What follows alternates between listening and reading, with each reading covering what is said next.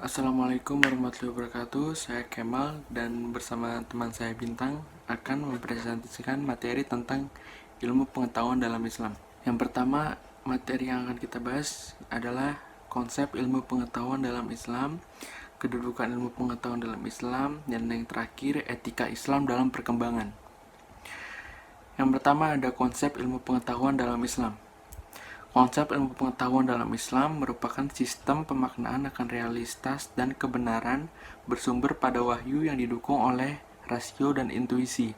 Dengan proses nazar dan fikir, rasio akan dapat berartikulasi, menyusun proposisi, menyatakan pendapat, berargumentasi, membuat analogi, membuat keputusan, serta menarik kesimpulan.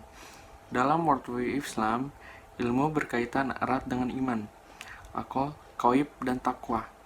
Tidak hanya merupakan satu pengetahuan yang terhimpun secara sistematis, tetapi ilmu juga merupakan suatu metodologi di mana metodologi yang hak tentu tidak akan bertentangan dengan yang hak.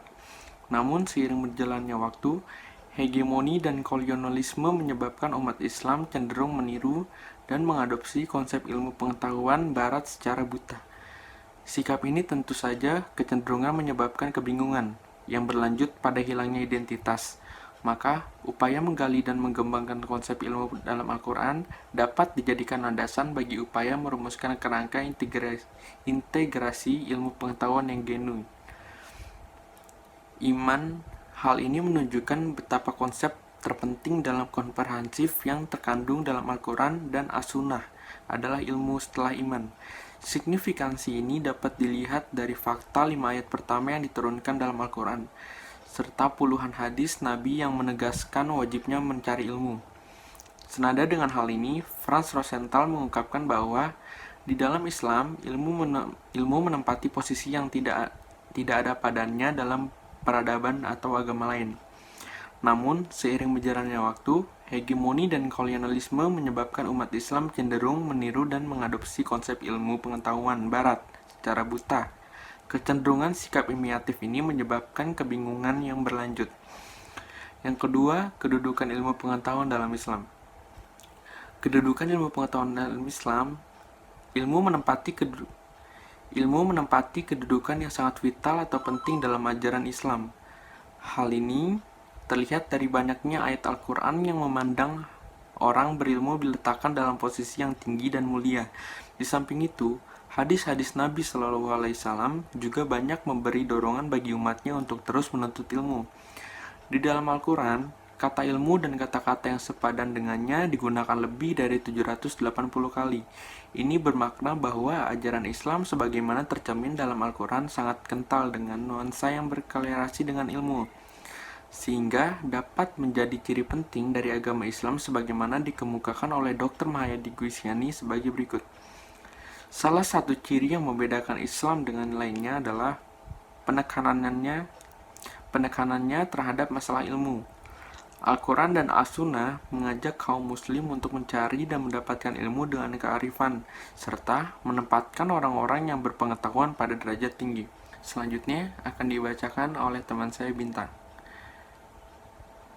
Di samping ayat-ayat Al-Quran yang memposisikan ilmu dan orang berilmu sangat istimewa, Al-Quran yang mendorong umat Islam untuk berdoa agar ditambah ilmu, seperti tercantum dalam Al-Quran surat Toha ayat 114 yang artinya, dan katakanlah Tuhanku, tambahkanlah kepadaku ilmu pengetahuan. Dalam hubungan inilah konsep pembaca sebagai salah satu wahana menambah ilmu menjadi sangat penting, dan Islam telah sejak awal menekankan pentingnya membaca. Yang pertama diturunkan yaitu surat Al-Alaq ayat 1 sampai dengan ayat 5 yang artinya, bacalah dengan menyebut nama Tuhanmu dan yang menciptakanmu. Dia telah menciptakanmu dari sekumpulan darah. Bacalah dan Tuhanmu yang paling pemurah, dan mengajar manusia dengan perantara kala dia mengiarkan manusia agar apa yang tidak diketahuinya. Ayat-ayat tersebut jelas merupakan sumber motivasi bagi umat Islam untuk tidak pernah berhenti menuntut ilmu, untuk terus membaca, sehingga posisi yang tinggi di hadapan Allah Subhanahu wa taala akan selalu konsisten dan terjaga. Dan berarti juga rasa takut kepada Allah Subhanahu wa taala akan menjiwai seluruh aktivitas kehidupan manusia untuk melakukan amal soleh. Hidup dengan kehati-hatian, tidak ceroboh dalam segala tindak tanduk, maka dengan demikian nampak bahwa keimanan yang dibarengi dengan ilmu akan membuahkan amal. Seperti halnya diturunkan oleh Nur Khalis Majdad, ia menyebutkan bahwa keimanan dan amal perbuatan membentuk segitiga pola hidup yang kukuh. Ini seolah menegahi antara iman dan amal.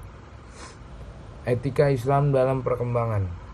Etika Islam dalam perkembangan. Etika dapat diberi pengertian sebagai nilai dan norma yang menjadi panduan bagi individu maupun kelompok dalam bertindak. Dalam diskusi filsafat, etika dianggap sebagai cabang pengetahuan yang mencangkup moral, nilai, norma, ataupun kode etik dalam melakukan tindakan. Etika ilmu pengetahuan adalah panduan bagi ilmuwan yang mengembangkan ilmu pengetahuan, sebagai mereka bukan hanya memberi kepahaman, melainkan juga memberi teladan dalam tindakan sesuai dengan kaidah ilmu pengetahuan itu sendiri. Seperti bermanfaat untuk lain, objektif, struktur, terbuka, dan tidak sepenuhnya mutlak kebenarannya, sehingga dapat dievaluasi dan dikritik melalui kerja intelektual yang baru. Dalam perspektif Islam, etika dalam perkembangan dan penerapan ilmu pengetahuan untuk masyarakat dapat dikaitkan dengan konsep sakhara, yaitu penundukan dunia sisinya, atau penundukan apa yang ada di langit, dan yaitu penundukan dunia sisinya, atau penundukan apa yang ada di bumi oleh Allah untuk dimanfaatkan oleh manusia secara bertanggung jawab.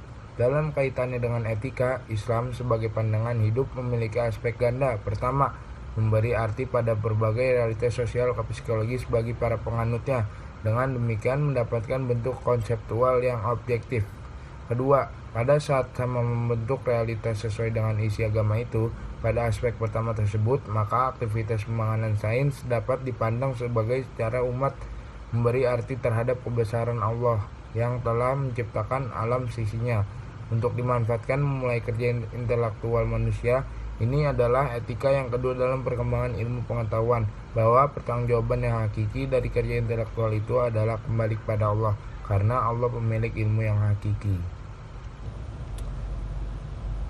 Sekian dari presentasi dari kelompok 13, Bintang dan Kemal. Assalamualaikum warahmatullahi wabarakatuh. Cabut.